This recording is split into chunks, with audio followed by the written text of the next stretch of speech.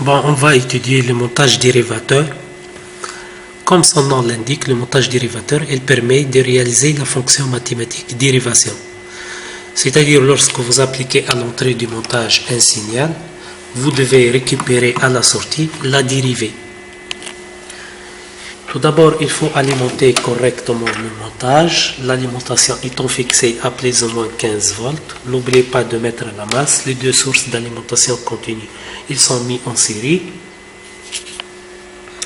Et je vais appliquer à l'entrée du montage un signal sinusoïdal. D'amplitude 10 volts et de fréquence 1 kHz. Et je vais visualiser le signal de sortie. Ça, c'est le signal d'entrée, c'est une fonction sinus. Vous trouvez donc la dérivée à la sortie. Donc les deux signaux sont en quadrature.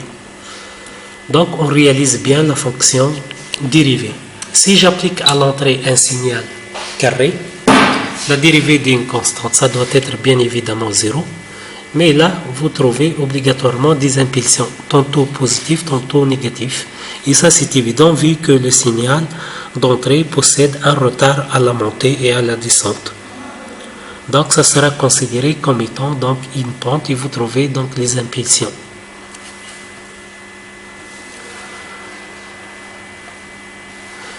La même chose, lorsque j'applique un signal triangulaire, on doit avoir un signal carré,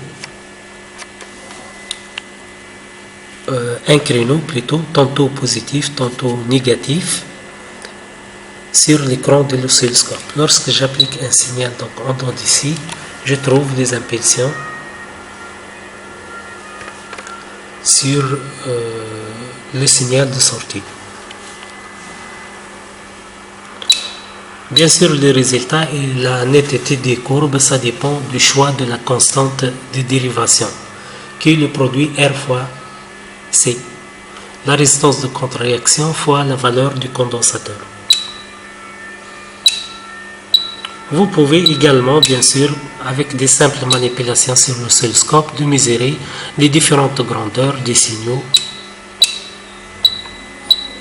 Je peux également varier l'amplitude ou bien la fréquence, si vous voulez, du signal d'entrée. La fréquence change.